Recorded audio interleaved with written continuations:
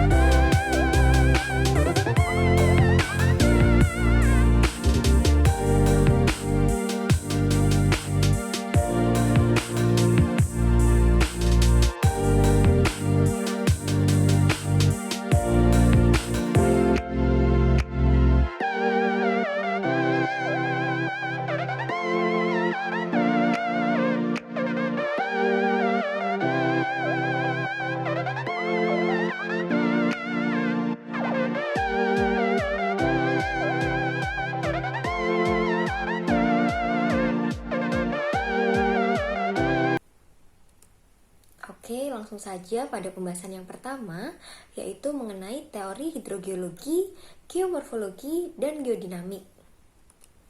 Yang pertama ada hidrogeologi.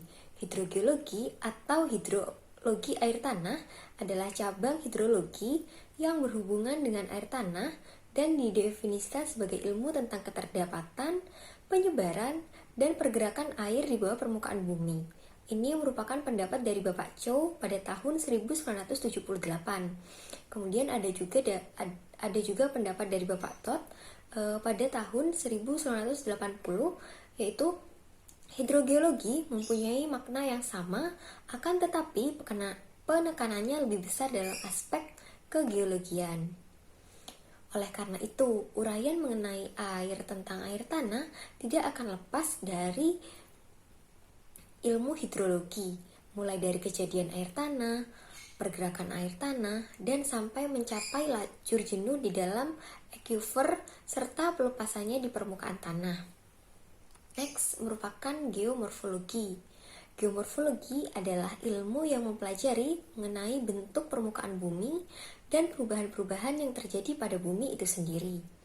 Geomorfologi adalah peristiwa, baik itu secara alami maupun non-alami, yang berperanan dalam merubah bentang alam yang sudah lebih dahulu terbentuk atau menghasilkan bentang-bentang alam baru. Geomorfologi bukan hanya sekedar mempelajari bentuk lahan, tetapi juga mentafsirkan bagaimana bentuk-bentuk tersebut bisa terjadi. Proses apa yang mengakibatkan pembentukan tersebut, kemudian juga perubahan pada muka buminya. Nah, untuk klasifikasi geomorfologi ini sendiri terbagi menjadi dua. Yang pertama, ada proses endogenik dan proses eksogenik.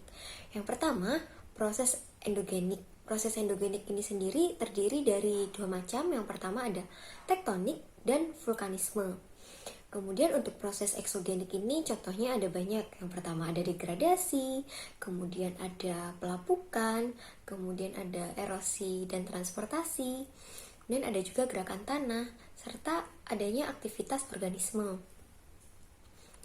Selanjutnya yaitu ada geodinamik. Geodinamika merupakan salah satu cabang ilmu yang merupakan penggabungan dari ilmu matematika, fisika, kimia, serta dalam menjelaskan dinamika atau pergerakan aktif dari struktur bumi, serta perpindahan material yang ada di bumi, ini terjadi karena adanya proses deformasi batuan yang bersifat plastis, elastis, dan brittle.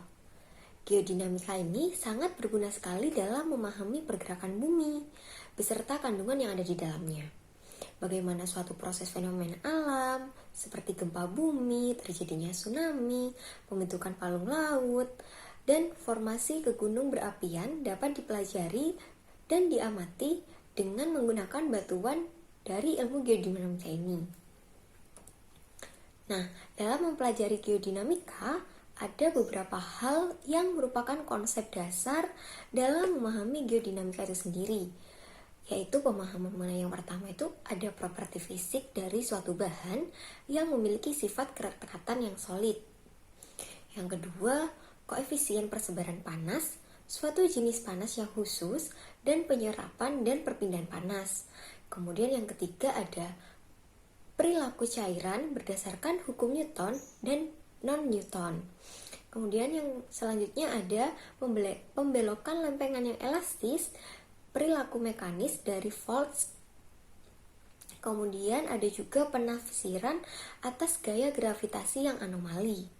Selanjutnya juga ada pemahaman yang rinci mengenai hukum Hooke, atau ilmu mengenai hukum elastisitas, hukum Fourier mengenai konduksi panas, dan hukum Derry mengenai aliran pada media berpori.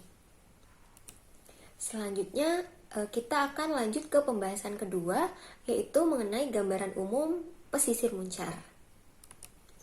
Yang pertama ada gambaran wilayah pesisir muncar. Berikut ini merupakan peta wilayah Kecamatan Muncar. Bisa dilihat pada slide. Wilayah reklamasi ini berada di Kecamatan Muncar. Kecamatan Muncar sendiri merupakan sebuah kecamatan di Kabupaten Banyuwangi yang mempunyai pelabuhan ikan terbesar di Banyuwangi, bahkan di Jawa Timur. Bahkan pesisir Muncar ini sendiri, pelabuhan Muncar ini sendiri merupakan pelabuhan penghasil ikan terbesar nomor 2 di Indonesia setelah Bagan Siapi-Api. Kemudian untuk luasan dari Kecamatan Muncarnya sendiri adalah memiliki luas daratan sebesar 146,7 km persegi. Nah, Kecamatan Muncar ini terkenal sebagai penghasil ikan terbesar.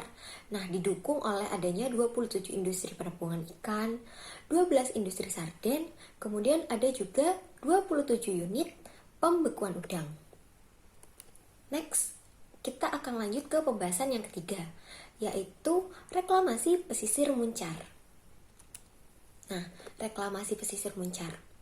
Reklamasi pantai adalah pembangunan untuk menjadikan kawasan berair yang rusak atau belum termanfaatkan menjadi suatu kawasan baru yang lebih baik dan bermanfaat. Kawasan daratan baru tersebut dapat dimanfaatkan untuk kawasan permukiman, perindustrian, bisnis dan pertokoan, pelabuhan udara, perkotaan, pertanian, jalur transportasi dan juga jalur transportasi alternatif, dan bisa juga reklamasi ini dimanfaatkan sebagai guna lahan lainnya juga. Nah, untuk reklamasi di pesisir Muncar ini sendiri merupakan suatu pembangunan kawasan Minapolitan yang ada di kawasan Muncar. Nah, pembangunan kawasan Minapolitan ini direncanakan sejak Januari pada tahun 2010 dan target rampung dari kawasan Minapolitan ini dicanangkan adalah pada tahun 2015. Salah satu program kawasan Minapolitannya adalah dengan melakukan reklamasi pantai seluas 14 hektar. Selain program reklamasi pantai, sebenarnya masih ada beberapa program yang direncanakan untuk mendukung adanya pembangunan kawasan Minapolitan ini, seperti penambahan fasilitas umum sebagai penunjang kegiatan nelayan, kemudian juga ada perbaikan akses jalan, serta pengadaan instalasi pembuangan limbah terpadu atau biasa juga disebut dengan IPAL. Nah, reklamasi pantai seluas 14 hektar ini dilakukan dan diperuntukkan sebagai lahan pembangunan pabrik es, galangan kapal, dan juga tempat pelelangan ikan yang ada di pesisir Muncar tersebut. Nah, berikut merupakan time-lapse dari reklamasi pesisir Muncar. Bisa kita lihat pada tahun 2010 itu belum terjadi reklamasi pantai. Kemudian karena pada tahun 2010 tersebut memang masih dalam bentuk rencana. Kemudian kita bisa lihat pada tahun 2011. Nah, pada tahun 2011 ini mulai dilakukan pengerjaan reklamasi pantai. Next, berikut ini merupakan timelapse dari tahun 2012. Nah, pada tahun 2012 ini pengerjaan reklamasi pantai masih dilakukan. Masih terus berlanjut dilakukan. Kemudian kita bisa lihat juga pada 2013 ini sebagian sudah mulai terbentuk. Sebenarnya tidak ada perbedaan yang cukup menonjol dari antara tahun 2012 dan 2013 ini. Namun di 2013 sudah mulai cukup terlihat lah. Next, berikut merupakan timelapse pada tahun 2014, di mana timelapse pada 2014 ini reklamasi pantai sudah terlihat dan bisa nampak sudah selesai dilakukan. Kemudian pada 2016 ini reklamasi pantainya sudah selesai dan bisa digunakan oleh para nelayan di pesisir Muncar. Nah, kita bisa lihat di 2020 ini sudah mulai cukup berkembang ya, karena juga memang hasil reklamasi pantai ini juga sudah dimanfaatkan oleh para pesisir di sana, oleh para nelayan di pesisir Muncar sana. Nah, oke, berikut ini merupakan time-lapse dari Google Earth dimulai dari tahun 1985 hingga tahun 2020 yang menggambarkan perubahan akibat adanya reklamasi di pesisir Muncar. Selanjutnya kita masuk ke gambaran kondisi existing. Tadi kan kita cuma melihat timelapse-nya saja. Nah, ini merupakan gambaran dari atas mengenai reklamasi yang ada di pesisir Muncar. Bisa kita lihat reklamasi di sini banyak sekali manfaat yang dirasakan oleh nelayan, seperti sebagai adanya tambatan kapal, kemudian pengeringan ikan asin. Di gambar yang sebelah kiri ini yang tengah itu sebagai tempat penjemuran ikan asin. Kemudian ini juga biasanya pada waktu sore hari masyarakat pesisir Muncar ini menjadikan kawasan pesisir Muncar di sisi kiri sebagai RTH atau dan juga selain adanya RTH ini menjadikan peluang bagi masyarakat di sana untuk membuka warung-warung sehingga bisa menambah perekonomian masyarakat di pesisir Muncar. Next, ini merupakan geohidrologi pesisir Muncar. Yang pertama yaitu adanya perubahan pasang surut. Perubahan pasang surut ini yaitu dasar perairan akan mengalami perubahan akibat sedimentasi yang terbawa oleh arus sungai menuju pantai pada saat kegiatan reklamasi, atau dapat juga sedimen yang terbentuk pada saat pengurukan dilaksanakan, sehingga arus pasang surut mengalami perubahan. Nah, perubahan ini diakibatkan oleh adanya penambahan material dalam jumlah yang besar pada area perairan sehingga membuat arus berubah arah dan mengakibatkan kenaikan air muka laut. Selanjutnya yaitu ada pembahasan mengenai geomorfologi pesisir Muncar. Nah, yang ini yaitu perubahan pola aktivitas penangkapan. Yang pertama ada perubahan pola aktivitas penangkapan. Perubahan lingkungan oleh reklamasi menyebabkan perubahan daerah penangkapan ikan, karena lokasi reklamasi ini menghilangkan sebagian wilayah perairan. Hal ini memaksa para nelayan untuk mencari daerah penangkapan yang lebih jauh. Nah, namun selain hal negatif tersebut, banyak juga hal baik yang dirasakan oleh para nelayan di pesisir Muncar. Contohnya yaitu nelayan menjadi memiliki tempat tambatan perahu yang lebih rapi sehingga tabrakan antar perahu yang ada tersebut sedikit berkurang sehingga para nelayan dapat merasakan ketenangan. Kemudian yang geomorfologi yang kedua ini bisa dilihat yaitu perubahan terhadap penggunaan lahan atau land use. Pembangunan reklamasi di pesisir Muncar tidak hanya menambah daratan saja, melainkan juga ikut membangun aktivitas pendukung seperti adanya revitalisasi tempat pelelangan ikan, penambahan tempat nelayan memperbaiki jaring, revitalisasi SPBU, kemudian ada juga penambahan kantor investasi nelayan, serta adanya revitalisasi warung-warung yang mendukung perekonomian di sana. Adanya pembangunan dan revitalisasi ini sangat membantu dan lebih mempermudah nelayan di sekitar pesisir Muncar. Nah, selanjutnya kita akan masuk ke pembahasan yang keempat, yaitu mengenai kebijakan dengan rencana tata ruang. Yang pertama yaitu regulasi reklamasi di WP3K. Yang pertama yaitu ada undang-undang, tepatnya Undang-Undang Nomor 27 Tahun 2014 mengenai pengelolaan wilayah pesisir dan pulau-pulau kecil. Selanjutnya ada PP. PP adalah peraturan pemerintah. Nah, untuk regulasi reklamasi ini difokuskan pada PP Nomor 24 Tahun 2018 mengenai pelayanan perizinan berusaha terintegrasi secara elektronik. Kemudian selanjutnya ada Perpres atau Peraturan Presiden. Ini pada regulasi reklamasi difokuskan pada Perpres nomor 122 tahun 2012 mengenai reklamasi di wilayah pesisir dan pulau-pulau kecil.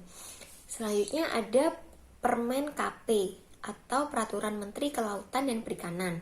Yang pertama yaitu Peraturan Menteri Kelautan dan Perikanan nomor 24 tahun 2019. Kemudian yang kedua adalah Peraturan Menteri Kelautan dan Perikanan nomor 25 tahun 2019.